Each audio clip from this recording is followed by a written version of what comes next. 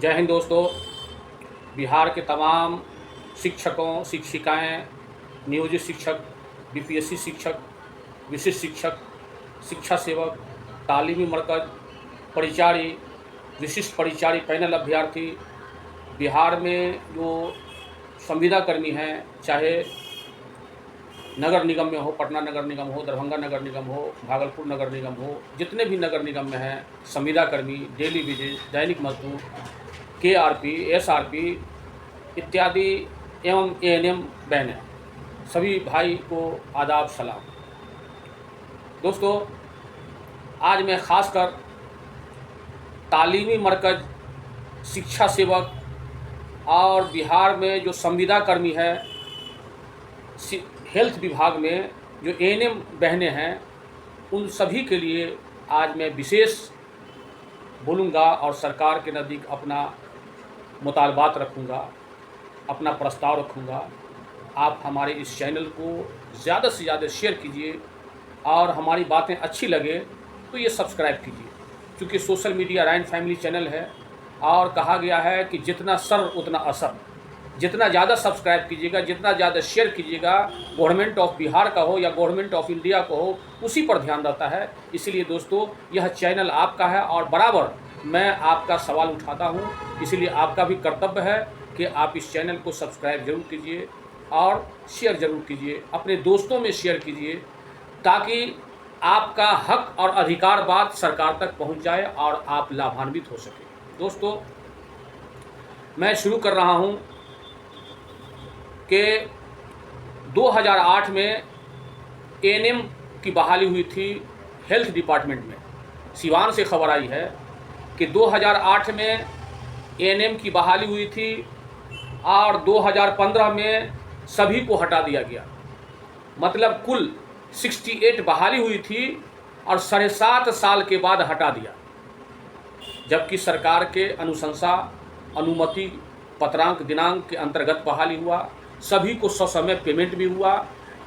उक्त अवधि में ट्रेनिंग भी हुआ, या 1 सप्ताह का ट्रेनिंग हो या महीनों का ट्रेनिंग हुआ, लेकिन सरकार इन लोगों को 7.5 साल के बाद हटा दिया और वह उन लोगों का हालत दयनीय है।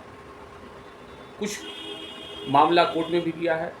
सिवान ही नहीं बल्कि पूरे बिहार में हेल्थ डिपार्टमेंट में, स्वास्थ्य विभाग में एएनएम और दैनिक मजदूर, ड्रेसर, बहुत से पद पर बहाल थे, लेकिन सबको हटा दिया गया। सरकारी प्रावधान है, रूल है कि जो 240 दिन का वेतन ले लेगा, उठा लेगा, उसको समायोजन करना अति आवश्यक है। और हाल फिलहाल हिंदुस्तान के जो उत्तर प्रदेश के नोएडा है, वहाँ नगर निगम में भी जो है सुप्रीम कोर्ट फैसला किया है कि जो संविदा कर्मी लगातार 5 साल तक काम करेगा, उसको समायोजन किया जाए। और समायोजन नोएडा में हो गया और संविदा कर्मी का तो समायोजन सिवान के नगर परिषद में भी हो गया। पता नहीं सरकार का क्या मंशा है, क्या मतलब है कि बहाल करके हटाना। राइन फैमिली चैनल कह रहा है कि जो सिवान के अलावा हर जगह एएनएम 5 साल से अधिक जो कार्य किया है, उसको समायोजन कीजिए और झूठ का प्रोपेगेंडा नहीं कीजिए। मैं 1 करोड़ युवाओं को रोजगार दूंगा।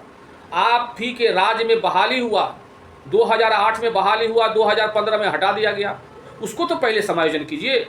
आप अपने तमाम जिला पदाधिकारी को, डीएम साहब को आदेश दीजिए, जो लोग भी क्षतिग्रस्त कर्मचारी हैं और जो लोग भी 240 दिन से ज़्यादा कार्य किए हैं, उसको समायोजन होगा। एक काउंटर बना करके हर जिला में, हर ब्लॉक में काउंटर बना के सबसे आवेदन लीजिए, सबको बहाल कीजिए, तब जय विजय होगा। ऐसे करने से काम नहीं चलेगा। दोस्तों, इन दिनों जिस तरह से मुजफ्फरपुर से भी खबर आई है कि शिक्षा सेवक तालीमी मरकज़ का जो है 2023 में बहाली हुआ। टोटल पद था 117 जिला में और 84 पद का बहाली हुआ। 33 पद का अभी तक बहाली नहीं हुआ। वो आश्वासन ही में उसको रखा गया है कि अब बहाल करेंगे, तब बहाल करेंगे, और समय बीत रहा है। बीतते बीतते 2 साल 2.5 साल बीत गया, लेकिन सरकार अभी तक बहाल नहीं किया है। सरकार का लग रहा है विभाग शिक्षा विभाग हो या पता नहीं, एकदम सुस्ती बन चुका है। माननीय नीतीश कुमार बिहार सरकार से गुजारिश है कि आप अवश्य इस पर संज्ञान लीजिए। एक और खबर है कि बिहार सरकार के शिक्षा विभाग के अंतर्गत पदाधिकारी का नाम है कुमार रामानुज, निदेशक जन शिक्षा सह अपर सचिव शिक्षा विभाग। उसके पत्रांक 1884 दिनांक 18/12/2020 के अंतर्गत बहाली हुआ था और जो SRP KRP का हुआ था। लेकिन अभी तक इन लोगों को बेहतर पैसा नहीं मिल रहा है। KRP को मिल रहा है मात्र 20 दिन ड्यूटी करने पर 10,000 रुपये मिलता है और SRP को भी 12,000 मिलता है, जबकि सरकार कम से कम KRP को 800 रुपया प्रतिदिन के हिसाब से 24,000 महीना दे और SRP को 1,000 रुपया रोज से कम 30,000 महीना दे, तब ये उत्थान होगा। सरकार लग रहा है, बिहार सरकार जितने भी जो वेल एजुकेटेड लोग हैं उसको एकदम खून चूस रहा है। सही से सैलरी नहीं दे रहा है, सही से वेतन नहीं दे रहा है। कचहरी सचिव को मात्र 6,000 महीना दे रहा है, रसोईया बहने को मात्र 1650 रुपया महीना दे रहा है। ये तो क्या है? ये तो अनर्थ हो गया बिहार में। माननीय नीतीश कुमार को मराइन फैमिली चैनल के माध्यम से अवगत कराना चाहता हूं कि महोदय, आप झूठ का प्रोपेगेंडा मत कीजिए कि मैं 1 लाख युवाओं को रोजगार दूंगा। जिस प्रकार एक मछली मारने वाला मछेरा जो होता है, शिकारी जो होता है, पहले बोर्ड पटाता है, उसका मछली आता है, अब मछली को सराख से खींच लेता है। आप वही काम कर रहे हैं। पहले लुभावना दे रहे हैं, लोभ दे रहे हैं, यह करेंगे वह करेंगे, युवाओं को रोजगार देंगे, लेकिन आप कुछ नहीं कर रहे हैं। तालीमी मरकज को आपने ही बहाल किया, तालीमी मरकज को आपने ही बहाल किया। भारतीय संविधान के अनुच्छेद 46 के हिसाब से क्या हुआ? उसको अवैध करार दिया और उस फैसला में कहा है कि इन लोगों को हटाया नहीं जाए, अंतोगत्वा ये कहा हटाया नहीं जाए, लेकिन जो अपर क्लास भी है, जो सवर्ण जाति के भी हैं और दलित, महादलित, पिछड़ा, अल्पसंख्यक में EBC, OBC कास्ट के हैं, सबको मिल करके और सबको एक साथ बहाल कर दीजिए, ये आदेश है। लेकिन पता नहीं सरकार इस पर संज्ञान ले ही नहीं रही है। सरकार से गुजारिश है कि अगस्त में इन लोगों को फाइनल कर दीजिए। जितने भी तालीमी मरकज हैं, शिक्षा सेवक हैं, जो छटनीग्रस्त हैं, जो हटा दिया गया है, जो केस किया था, आप ही के राज में ये लोग केस किए थे अपना हक और हकूक अधिकार मांगने के लिए। कोर्ट ने कहा, आज मैं कुछ कोर्ट का फैसला सुना रहा हूँ, आप लोग सुनिएगा, बड़ी ध्यान आकृष्ट कीजिएगा। 4 लाइन मैं पढ़ रहा हूँ, इतना बेहतरीन कोर्ट एक तरह से लथेरा है बिहार सरकार को कि हम कह नहीं सकते हैं। देखिए, मैं पढ़ के सुना रहा हूँ। कोर्ट क्या कहा है कि जब पूरा चयन बदबूदार हो, बदबूदार होता है दुर्गंध, एक होता है सौगंध और एक होता है दुर्गंध। दुर्गंध का मानी समझते हैं, बदबूदार। कोर्ट ने क्या कहा है फैसले में कि जब पूरा चयन सेलेक्टेड बदबूदार हो, धोखे से रचा गया हो और छल से पेश किया गया हो, तो वह व्यक्तिगत निर्दोषता के लिए कोई स्थान नहीं है और पूरे चयन को अलग रखना होगा। पूरे चयन को अलग रखना होगा, कोर्ट ने कहा है। और मिसाल भी दिया है, कर्नाटक राज्य बनाम उमा देवी। नंबर 3 मामले में इस न्यायालय की संविधान पीठ ने भी इसी तरह का मत दोहराया है और कहा है कि वैधानिक नियमों और संविधान के अनुच्छेद 14 और 16 के उल्लंघन में की गई कोई भी नियुक्ति अमान्य होगी। सार्वजनिक रोजगार की प्रक्रिया में न्यायालय ने यह भी प्रार्थना भी अस्वीकार कर दी कि लंबे समय से कार्यरत तदर्थ नियुक्तियों पर नियमितीकरण के लिए विचार किया जाए, क्योंकि ऐसा करने से राज्य के अपने ही नियमों का उल्लंघन करने का प्रोत्साहन मिलता है।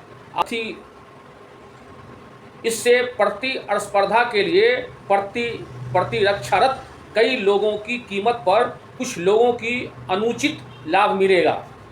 नंबर 14 में है, उड़ीसा राज्य बनाम मामले में इस न्यायालय ने सभी को अवसर की समानता प्रदान करने के संवैधानिक सिद्धांत पर विचार किया है, जिसके अनुसार रिक्तियां की पूर्व सूचना देना अनिवार्य है। अर्थात भर्ती की सूचना सार्वजनिक रूप से उचित तरीके से प्रसारित की जानी चाहिए ताकि सभी पात्र उम्मीदवारों की अधिकतम भागीदारी सुनिश्चित हो सके, जिससे समान अवसर का अधिकार प्रभावी हो।